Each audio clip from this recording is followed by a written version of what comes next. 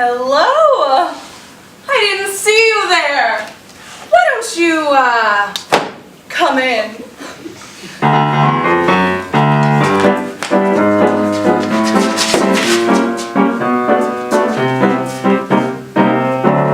Hello? I didn't see you there.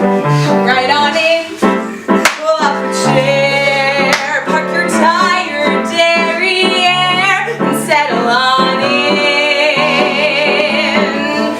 You'll be swearing someone later when you leave this fine theater. Wasn't that a great narrator with a story to spin? Bet you thought I was gonna spin, didn't you? We've got a ghost, an evil king. Be your host, and I narrate fucking everything. We've got two ancient noble families in a feud. There's no cliche too trite to include.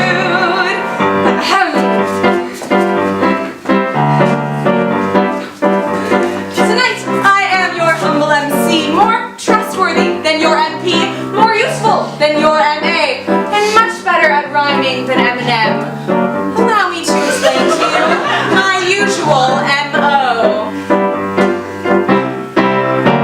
Hello, I didn't see you there.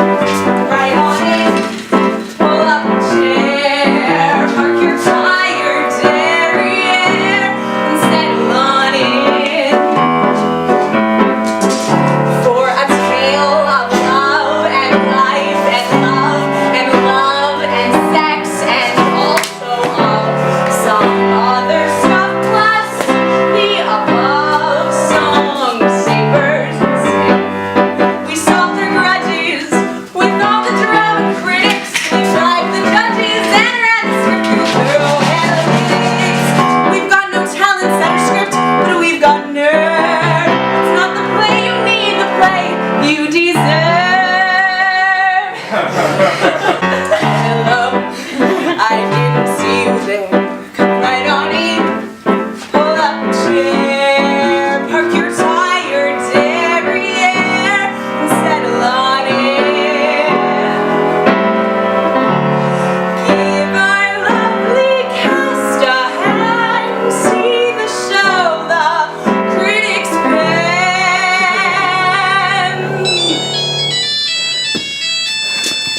Hello? Hi, Mom! I'm in the theater. I can't see you. Where are you, Mom?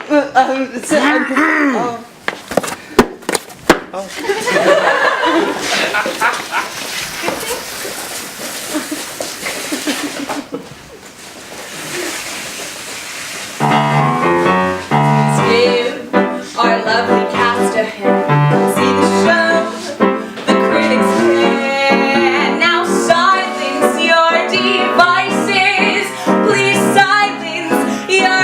devices, fucking silence your devices, and the play.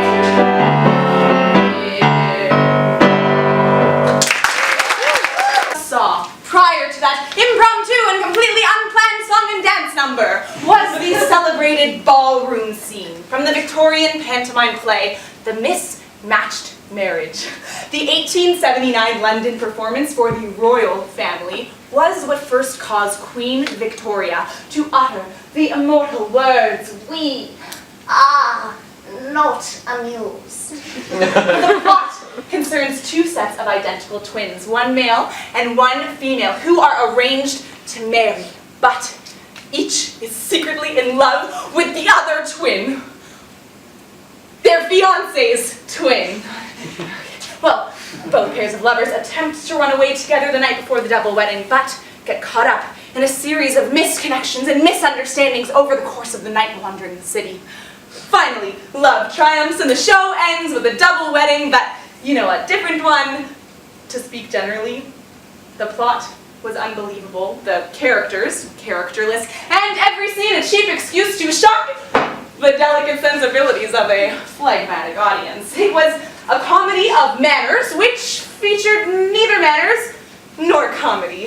History has forgotten The Mismatched Marriage, and rightly so, but it is a part of a larger tradition of dramatic adaptation that stretches all the way back to antiquity and all the way forward to right now.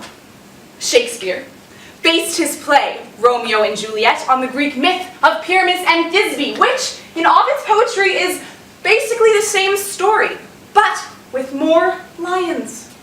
In the previous century, the work was further adapted into West Side Story, which, despite Sondheim's initial vision, contains very few lions at all. Good writers borrow, but great writers steal. I could tell you who wrote that, but I won't because I'm stealing it. A huge number of modern movies and plays are actually an adaptation of an adaptation of an adaptation in a chain that can be traced back to Shaw or Shakespeare. But the story doesn't stop there. The journey of a story on its quest from divine inspiration to pop culture phenomenon is a long and difficult one. More tortuous and torturous than sitting through Intro to Organic Chemistry. Prepare to travel back to oldie London me, town me.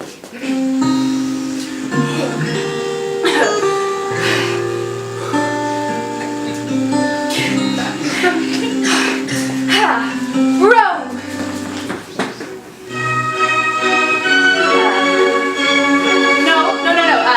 Ancient Rome.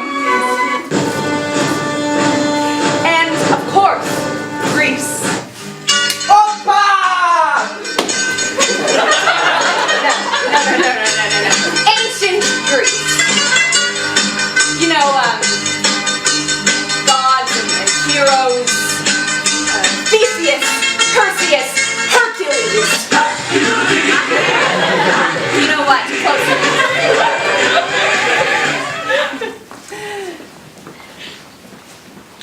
No one really knows who first tells a legend.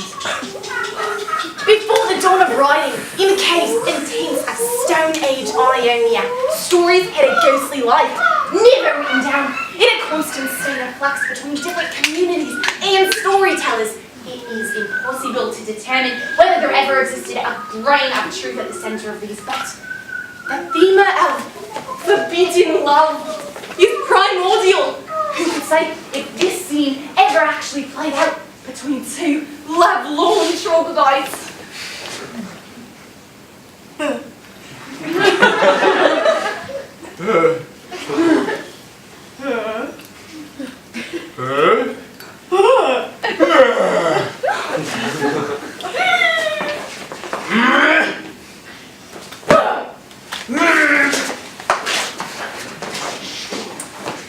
It is a tale as old as time. And, slightly older than dental hygiene, but It is not a story. It is a fable, a mytheme, the vague outline of a narrative drifting through time, untethered to any intimation of record or authorship. Like so many forgotten fables, the tale of Autolyringus and Ophidia was swept up into the canon of Greek mythologies as new gods and heroes usurped the countless local tribal deities, and drifting stories became interconnected and codified into the elaborate, overarching mythologies that we have come to know today!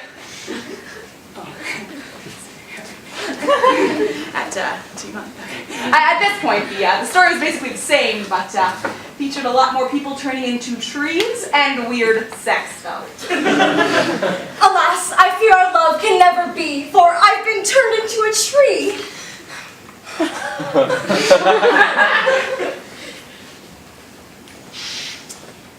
You know what? I think we can make this work. Ooh, kinky. No, that was outrageous. Togas do not have zippers. Finally, the artistic world took notice. Myths were the most popular source for ancient writers, and our tale was written down for the first time as a play, performed as part of the annual Athenian Linnea Festival, the direct precursor to the McGill Drama Festival, and written by the immortal playwright Prometheus. Uden kainon upoton helion. Yeah, same to you, buddy. Alifokubos.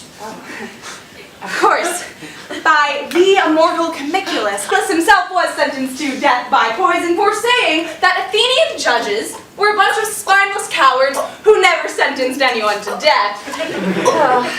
It was a bold statement, with a predictable outcome.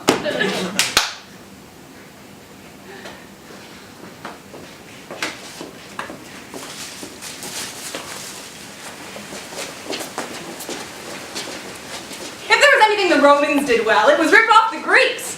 Plautus is generally credited with inventing the modern comedy, but most of his plays are essentially mashups of Athenian originals with the playwright's name hastily scribbled out. The Roman audience loved complicated plots and contrived coincidences, so the major innovation to our story across the Adriatic was to double the number of characters to create a love triangle. That is, 2 love triangles. A lover-on-this, I guess. Yes. Alright. Well, despite a plot composed of farce and wordplay, the twin lovers ultimately suffered from the same deficiencies as did all of Plautus's prototypes, a complete lack of emphasis on character, resulting in dull, trite, unliterary dialogue. Hello, my love, my one and only. You're 1 in a million, baby. You're wonderful. The changes to the plot had an effect on the dialogue as well.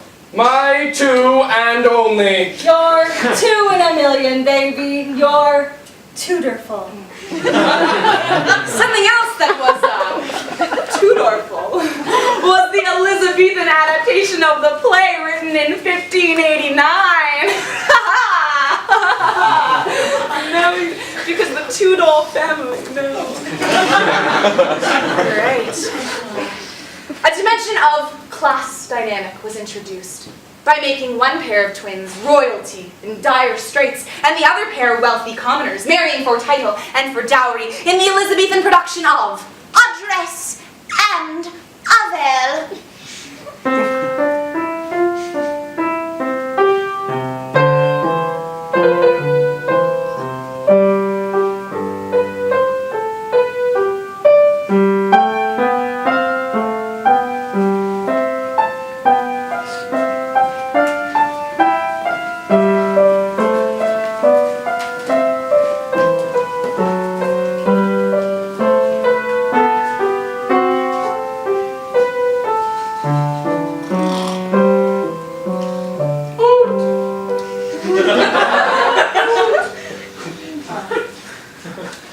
The play begins the evening before the double wedding in the royal palace.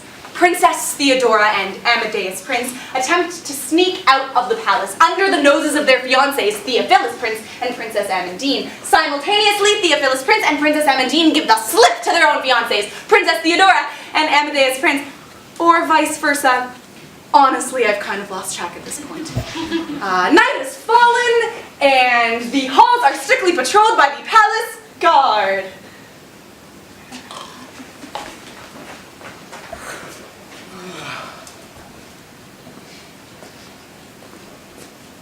All's well!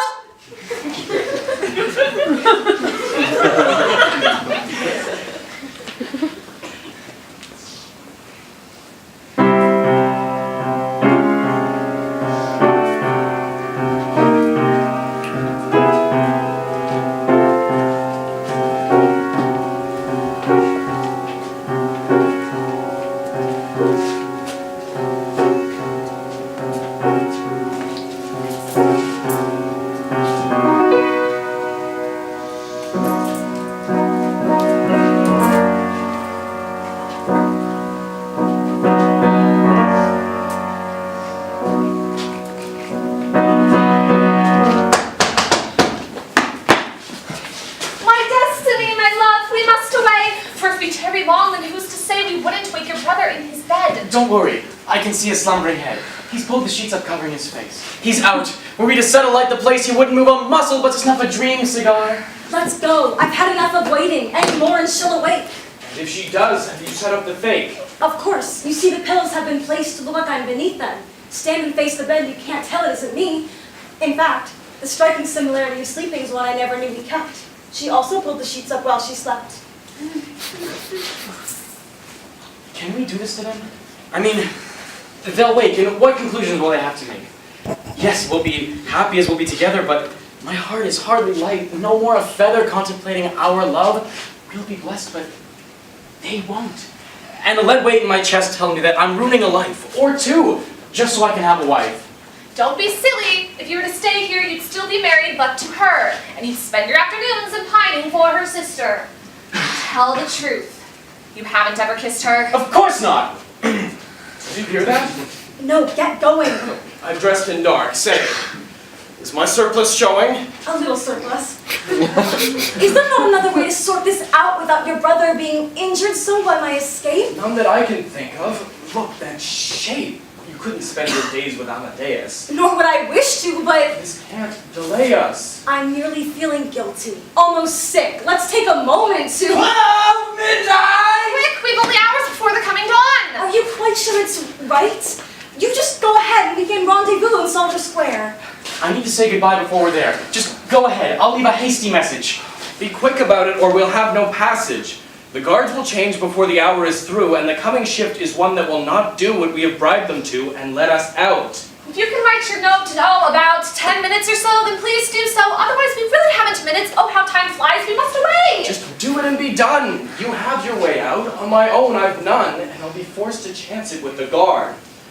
I'm loath to say I'll meet you, but it's hard to see another way out of this mess. Be safe, be quick, and be quiet. I confess, I'll count the seconds while you're absent. 1! Shut up, they'll hear you. One already? Unbelievable. In Saturn Square, you say? That's right. I mustn't tarry. 2! We're dead if you keep up this racket and we're heard. But they're all asleep. Don't be absurd. Not anymore. Can't be 2, it's just go 1! Quick, he will get a shock if he discovers us fleeing the palace. Get out right now before we see his malice. I'll catch up and meet you in Satol Square. But first, I'll leave the note. I'll see you there.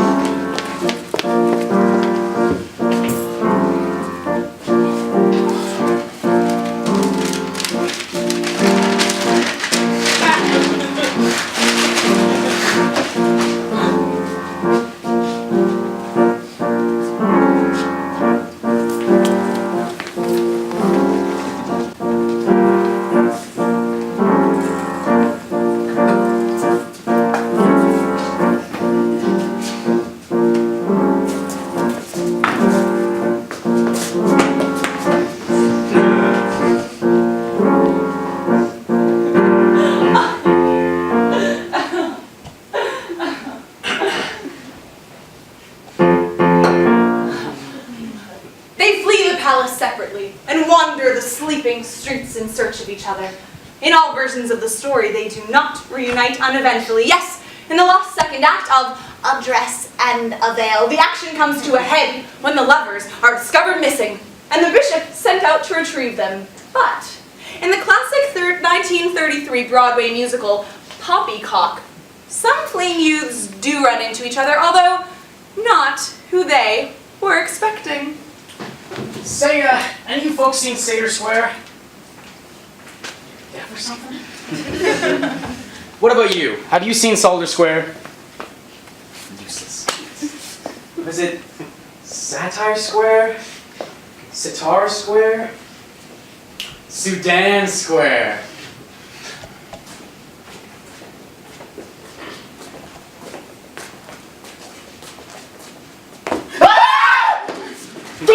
Arnold, but how? Arthur! But what? Where am I? Gee, I must have been sleepwalking again. Shucks, it's a good thing you came out and found me, but how did you find me? What? That is to say, yarn! What a crazy situation! I must have been sleepwalking too. I mean, I must have been sleepwalking only, because I didn't hear any of what you just said while I was sleepwalking. Wait a minute, you don't sleepwalk. I should know, I'm your brother. Oh yeah? Well, I'm me, and I should know better. Anyway, since when do you? Actually, I'm lost. Yeah, not sleepwalking, lost. How about you? I'm lost too. Real lost. How about that? How about that? Wayward, adrift, astray, whereabouts unknown. Say, we're really lost. Really, truly lost. I'm lost. I'm Blackbeard's treasure. I'm lost. Like fleeting pleasure, I'm the kingdom gone for the want of a horseshoe nail. I'm invisible ink. I'm the missing link. I'm the Holy Grail. We're the missing score of Gustav Mahler. The plummeting price of the Canadian dollar. The option's gone when the Rubicon is crossed. 'Cause we've looked around and here's what we found. We're lost.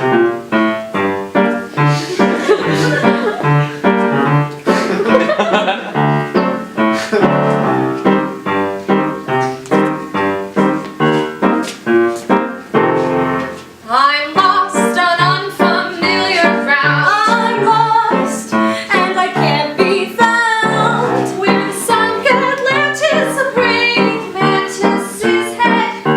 We're the predilection of a cat's infection, right after it's been fed. We're the snow in a strong El Nino. We're the show, Shakespeare's lost Cardenio. We're the doctor's soul, and he bargains it in Faust. Faust, we looked around, and here's what we found. We're lost. So make up your mind already.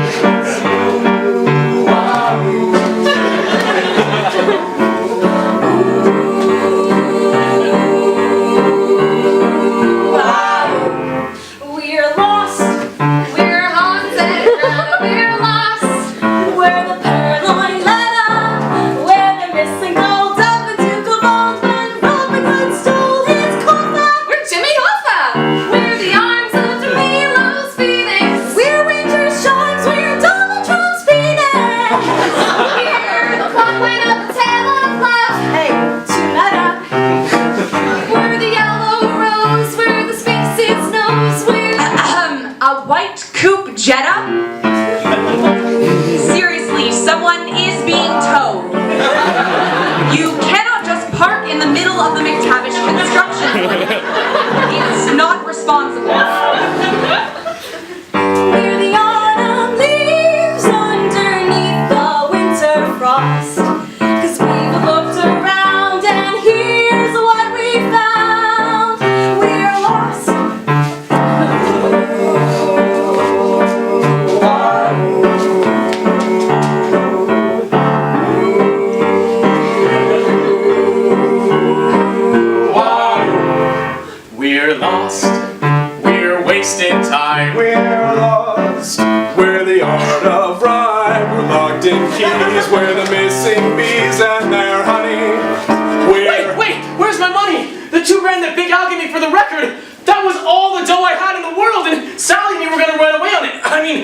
Sarah and me were gonna run away on it.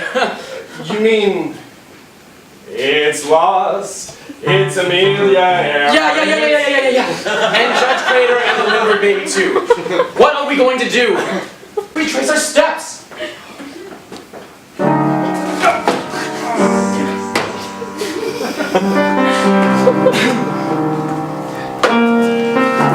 Who can say? Wait a minute. You're not my fiancé. And you're not Sarah either. Who are you? I do not know the name of which you speak, for the one that I seek is somewhere in this city, wandering lost. And should I fail to find him, then the cost shall be no less than love, and all that's in it dwarfs any other price. So, wait a minute. But you, just what is going on here? I'm sorry. You look just like someone I hate, but you seem nothing like her. I hope you find who you're looking for. I think I have. My name is Theodora. I'm Arnold. Why do you talk like that? Like what? I simply say the things I say. I guess that I could try to talk that way. Love, that is the one I seek to find. I'll help you look. No! I mean no need. Say, if it isn't being too forward, would you like to catch a show sometime? Have you ever seen the play A Connecticut Yankee in King Arthur's Court? Oh, do let's. Time herself our love cannot encumber. Huh? I said what century it is, it's just a number. I like that. Do you come up with those little rhetorical flourishes on the spot, or do you have to write them down beforehand? I find you finding my speech odd, quite odd. You mean to say you speak perfectly normally? You don't have any strange verbal habits? Of course not. None whatsoever. I simply speak.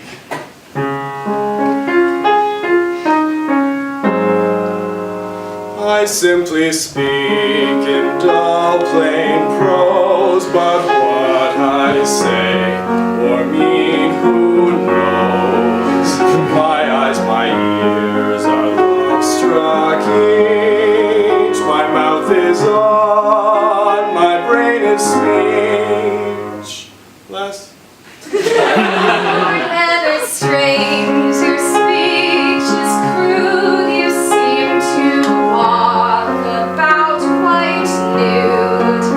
Your singing's full of future fair, how I would love to travel there. I'm from a time so far ahead when you must be 3 centuries dead, and yet this seems so bright and new, this age of grace and charm and beauty. Bubonic plague, bubonic plague, bubonic plague, bubonic plague, bubonic plague.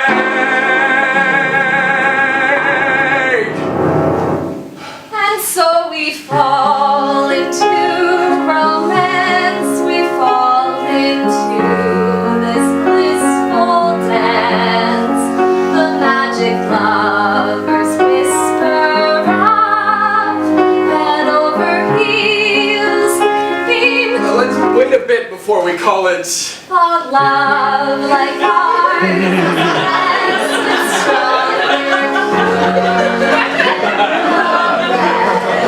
and without passion says, Or let's catch a play and take it slow. a play? I bet you've never seen The Globe! That's the time. Besides, I've played you. Hey there! That has since become an ironically watched cult classic. In this softcore B movie, directed by Dick the Schlockmeister, a double date goes awry when Professor Proverso decides to test out his diabolical ray that redirects the attractions of anyone it hits. The film was titled Bambi. I said that wrong. The film was titled Bam! Bye!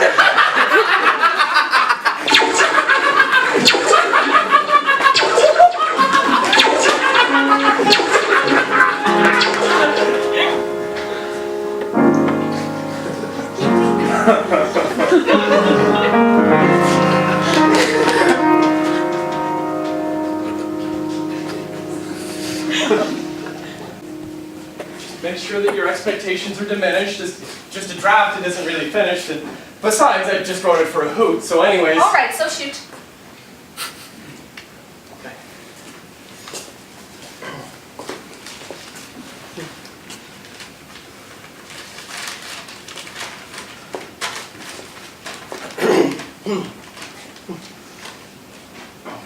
My lovers, oh.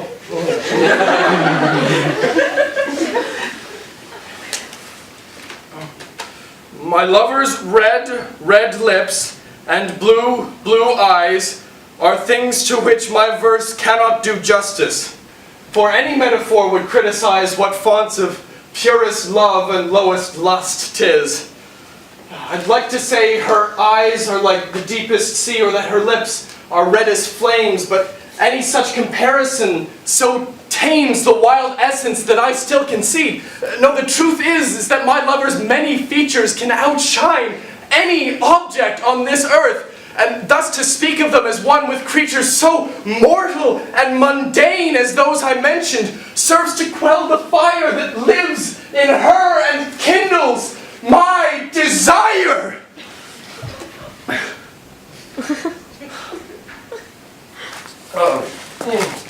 So, what did you think? Like Shakespeare, but without all the substance or life or wit or quality. Oh, don't be mean. I hardly think that... Your verse, it plods on at this petty pace. You're worse. I am, how do you figure? To hell with life or wit. Good verse needs heart. It's not another term for schmaltz. No, art.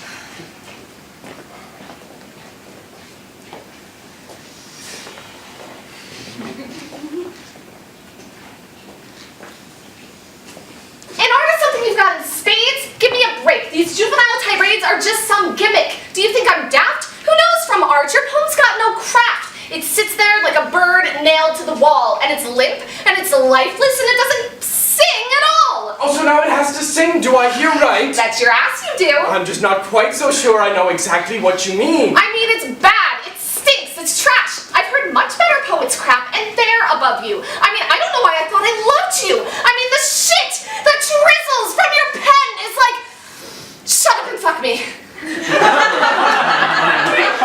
What, again?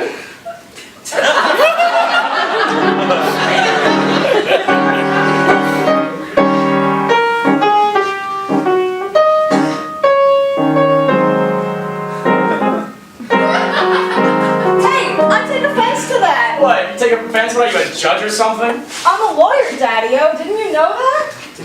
Of course, I'm a different character in every film in the series. It never took off, though. Some people just can't get into Shakespearean literary references mixed in with almost but not quite pornography. Such as? We did a million of them. Let's see. There was Julius Please Her. A comedy of Eros. Ass. You like it. Romeo and Juliet.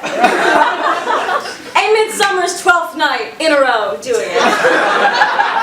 And by it, I totally mean sex. Pleasure for pleasure. The taping of The Screw. Yep. The Merry Wives of Windsor, who are married because of all the doing it. And again, by it I absolutely am referring to sexual intercourse. Much ado about fucking. Oh. And you don't want to know what they called our parody of Coriolanus. You didn't see any of them? Of course not. None of them even premiere until half a century after I'm dead of speakeasy gin.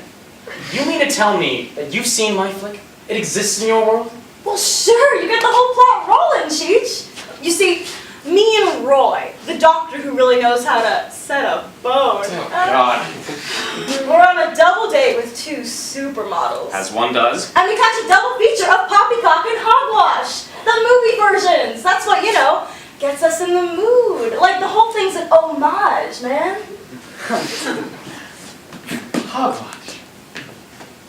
Hogwash?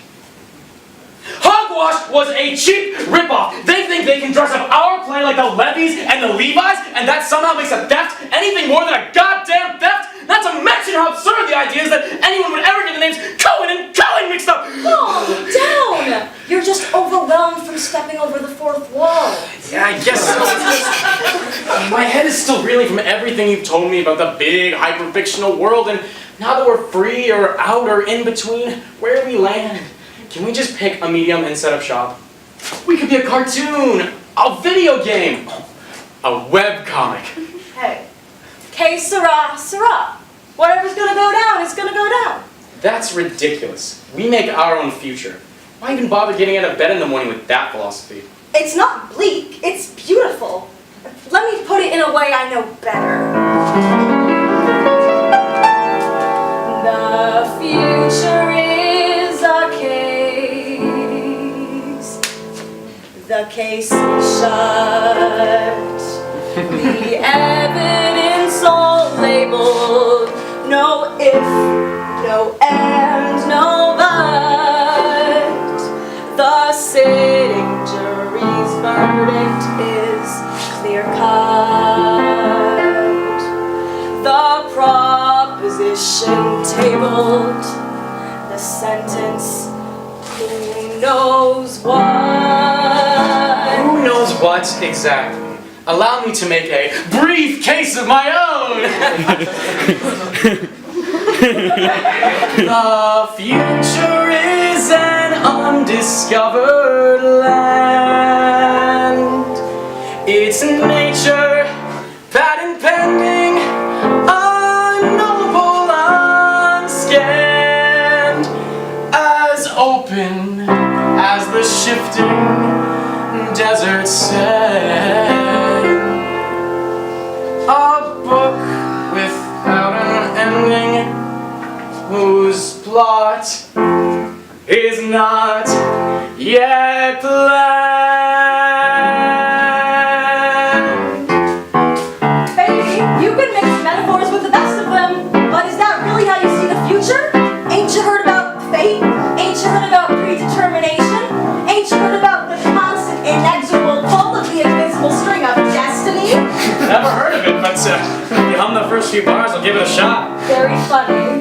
I guess I just think about this stuff too much. You don't smoke much reefer, do you? You mean jazz cigarettes? I withdraw the question. I mean, I don't care how the future happens as long as it happens with someone in it. Who's that? Me? I'm kidding. Of course I'm kidding. What sort of future have I got? If not with you, I'm just a moocher with a plot of pot. For two, I'm just a vassal to your fief. A thief, it's true, who needs a castle in the sky when I have you? I know you're used to lavish balls and oil portraits on the walls and caviar and fancy balls. I think we'd bear some simpler fare.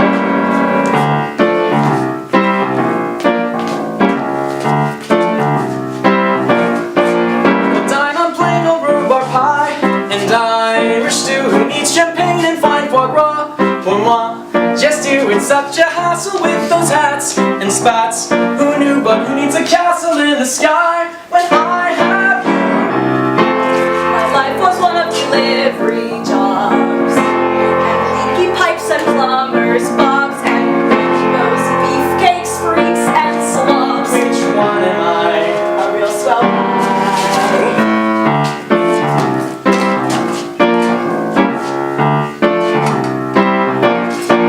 I never took to the Savoy or Royal Blue. I just want a book to read instead in bed.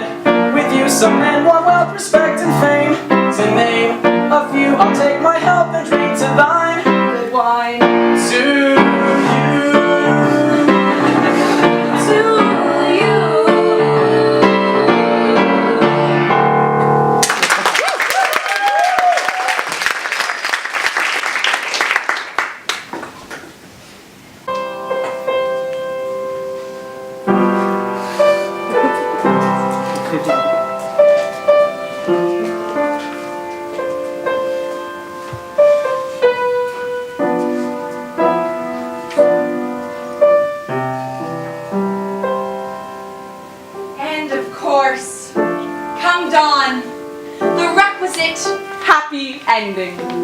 In all versions of the story, the wedding meats do warmly furnish the wedding table.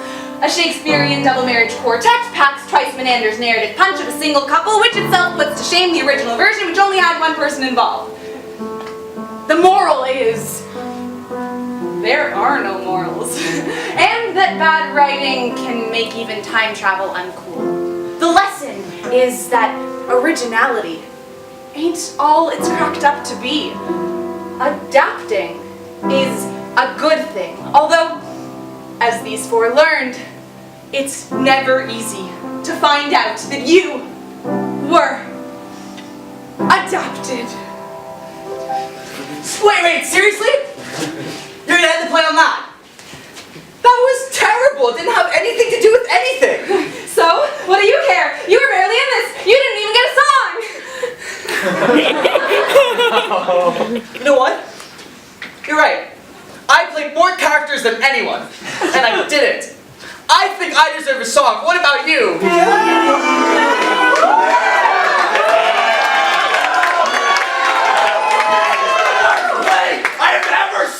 I'm retroactively unaccepted from the festival! And worse, the music sucks! You know what? You get one song. Here's your sweet music. Make it quick. But I can't use this. It's all strung together. I can't win. Oh, that's right. Because the score is tied.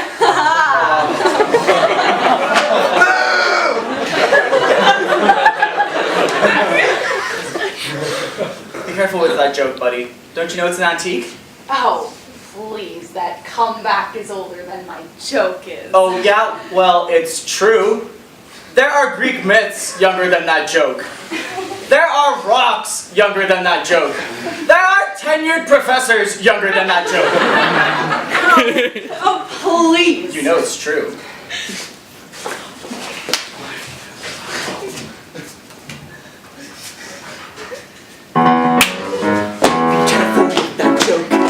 It's an antique.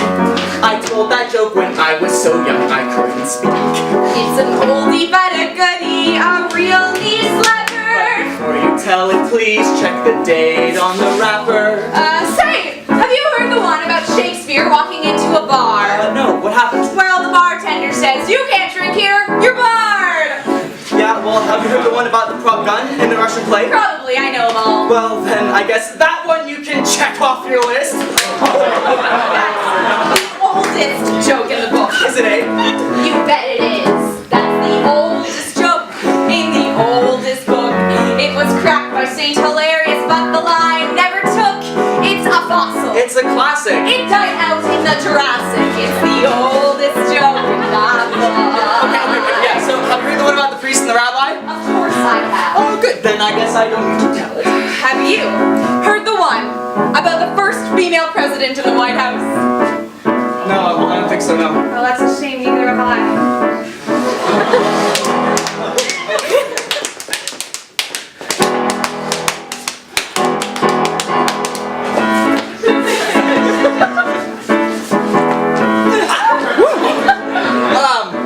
Have you heard the one about the dull rapier? The dull rapier? The dull rapier! Oh, no, I haven't. Well, no points.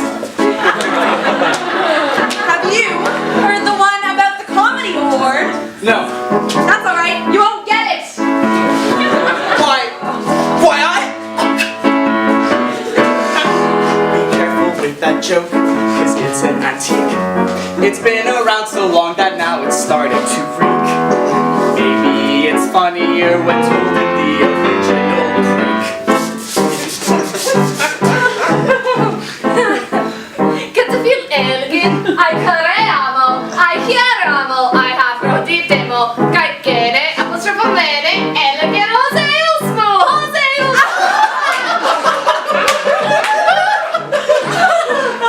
Gunai su opetenon, alugon, eotendon, etomelano, garazon. Alugon, eotendon, etomelano, garazon.